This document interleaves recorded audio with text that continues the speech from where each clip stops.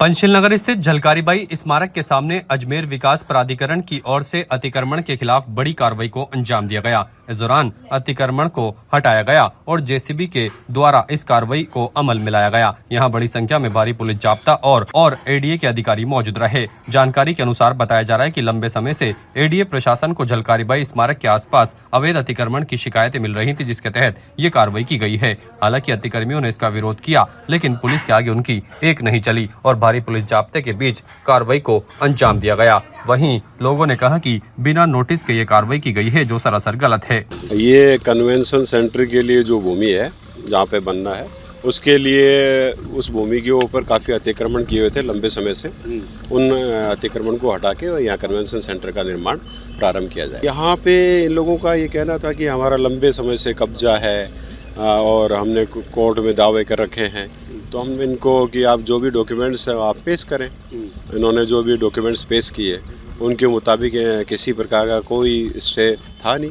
जिस इनके जो रहवास है, जिसमें ये निवास कर रहे हैं, उस प्रॉपर्टी के ऊपर स्टे था, उसको हमने छेड़ा नहीं। वैसे भी वो प्रॉपर्टी कन्वेंशन सेंटर के लिए जो भूमि है, जिसको आज हम खाली कराना है, उसमें वो सम्मिलित भी नहीं थी। ये लगभग 24-25 बीघा ज़मीन है। हाँ, आज ये पूरा लगभग है। इसी जो आप देख रहे हैं जहाँ जेसीबी चल रही है उस तरफ, और एक इधर उत्तर दिशा की तरफ एक कुछ अतिक्रमण उधर है, जिनको उधर जेसीबी के द्वारा खाली कर दिया। मेरे जो पक्षकार है, इसकी बाय रजिस्टर्ड डॉक्यूमेंट्स के पूर्व खातेदार जो खातेदार उसे खरीद की।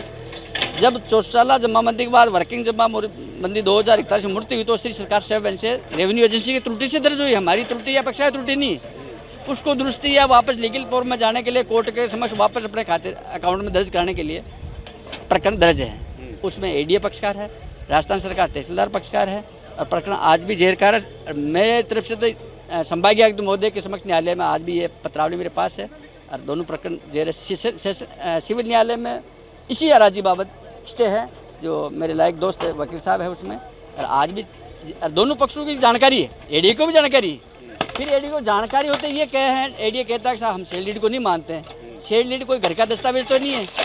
आज राजस्थान सरकार के जो कानून के अनुसार वो उपपंजीयक महोदय को वो भी तहसीलदार बैठ के पंजीयन करता है, और वो दस्तावेज की प्रति इस तरह राज्य कर्मचारी और स्वयं तहसीलदार कहता है कि मैं नहीं मानता, और उपायुक्त कहता है हम नहीं मानते।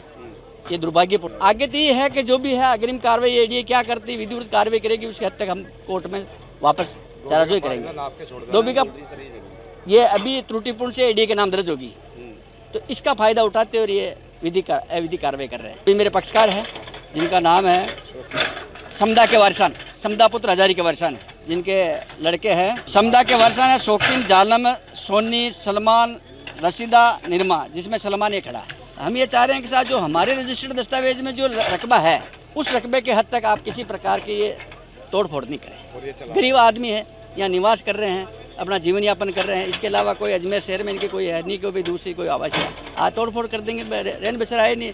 राज्य सरकार गरीबों को मकान दे रही है और जगह जगह अलॉटमेंट कर रही है, और कुछ फ़ायदा के लिए कई स्कीम के तहत गरीबों को आगे बढ़ा रही है, और यहाँ गरीब आदमी का जो रजिस्टर्ड दस्तावेज को नहीं मानना एक दुर्भाग्य है। ताज़ा खबरों के लिए देखते रहें सरेराह न्यूज़। अपना फ़ोन उठाएं और सब्सक्राइब करना ना भूलें।